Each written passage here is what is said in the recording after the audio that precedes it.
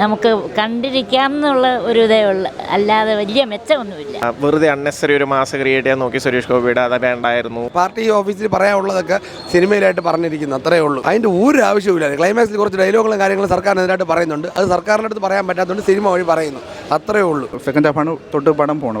First half ഒരു average അങ്ങനെ പോകുള്ളൂ.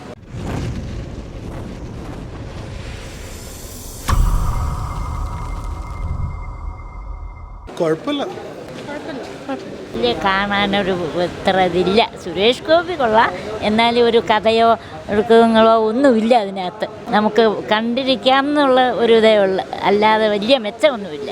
ചേട്ടാ അടിപൊളി പടം, സൂപ്പറായിട്ടുണ്ട്, നല്ല പടം. സുരേഷ് ഗോപിയുടെ കുറച്ച് നാൾക്ക് ശേഷം നല്ലൊരു പടം വന്നു. പേരിനെ ചൊല്ലി വിവാദം എന്ന് വെച്ച് കഴിഞ്ഞാൽ അവർ നമ്മളെ ഈ സെൻസർ ബോർഡ് പറയുന്നതൊക്കെ അത്ര വലിയ വിവാദമാക്കേണ്ട സംഭവമൊന്നുമില്ല. അവർ പറഞ്ഞ രീതി കട്ട് ചെയ്തിട്ടുണ്ട്. പിന്നെ ജാനകിനുള്ള പേര് പറയുന്നുണ്ട്, അവർ പറഞ്ഞ രീതിക്ക് വലിയ കുഴപ്പങ്ങളൊന്നുമില്ല. പിന്നെ ക്ലൈമാക്സിൽ ഒരു ഇങ്ങനെ ഫൈറ്റ് ഉണ്ട്, അതാണ് പടത്തിലെ മെയിൻ ഹൈലൈറ്റ്. സെക്കൻഡ് ഹാഫാണ് തൊട്ട് പടം പോകണം. ഫസ്റ്റ് ഹാഫ് ഒരു ആവറേജ് അങ്ങനെ പോകുള്ളൂ. അല്ല, ആക്ച്വലി നല്ലൊരു മെസ്സേജിങ് ഉള്ള മൂവി ആയേനെ.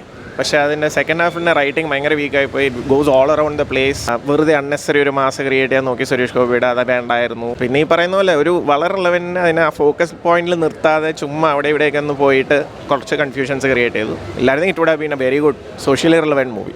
കൊള്ളാം, നല്ല സിനിമ.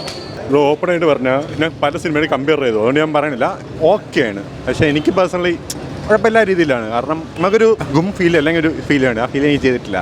ഞാൻ എന്നെക്കാളും ഇഷ്ടപ്പെട്ടാൽ ജാനാനെ മനെ നേരക്കാം. പക്ഷേ അഭിനയം എല്ലാം നന്നായിട്ടുണ്ട്. പക്ഷേ ടോട്ടൽ സിനിമ നോക്കുമ്പോൾ ഓക്കെ അല്ല, ആ ഒരു ഇതുള്ളൂ. സിനിമ കൊള്ളായിരുന്നു ബ്രോ, ഓവറോൾ കൊള്ളാം. പക്ഷേ സെക്കൻഡ് ഹാഫ് വന്നപ്പോഴേക്കും അൺവാണ്ടഡ് ആയിട്ട് കുറച്ച് ഡ്രാമ, ഫൈറ്റ്, ഇതൊക്കെ ഫൈറ്റ് അൺനെസസറി ആയിരുന്നു.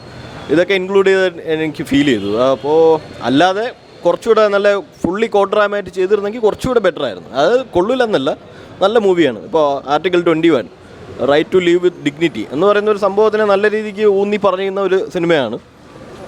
പിന്നെ മെയിനായിട്ടും സുരേഷ് ഗോപിയുടെ പെർഫോമൻസ്, നമ്മുടെ സുരേഷ് ഗോപിയുടെ പണ്ടത്തെ സിനിമകളില്ലേ, പഞ്ച് ഡയലോഗൊക്കെയുള്ള കോ ഡ്രാമ മൂവി, അതൊക്കെ കാണുന്ന ഒരു എഫക്റ്റ് കിട്ടുന്നുണ്ട്. സിനിമ എന്ത് പറയാനാണ്, അതായത് നമ്മളൊരു കോർട്ട് റൂം ഡ്രാമയാണ് പ്രതീക്ഷ വന്നത്, പക്ഷേ നമ്മൾ കിട്ടിയെന്ന് വെച്ചാൽ വേറൊരു രീതിയിൽ ഒരു സുരേഷ് ഗോപിക്ക് പാർട്ടി ഓഫീസിൽ പറയാനുള്ളതൊക്കെ സിനിമയിലായിട്ട് പറഞ്ഞിരിക്കുന്നു, അത്രേ ഉള്ളൂ. വേറെ ഒന്നുമില്ല പറയാനായിട്ട് മാത്രം. ഒരു ആവറേജ് റെസ്പോൺസ് ഉള്ള ഒരു പടം തന്നെയാണ്, വേറെ ഒന്നുമില്ല. അതിൻ്റെ ഒരു ആവശ്യമില്ല. ക്ലൈമാക്സിൽ കുറച്ച് ഡയലോഗുകളും കാര്യങ്ങളും സർക്കാരിനെതിരായിട്ട് പറയുന്നുണ്ട്, അത് സർക്കാരിൻ്റെ അടുത്ത് പറയാൻ പറ്റാത്തതുകൊണ്ട് സിനിമ വഴി പറയുന്നു, അത്രേ ഉള്ളൂ. അല്ലാതെ വേറെ ഒന്നും പറയാനും വിവാദങ്ങൾ ഉണ്ടാക്കാൻ മാത്രം പടത്തിലൊന്നുമില്ല, അതിനാണ് മെയിൻ സത്യം.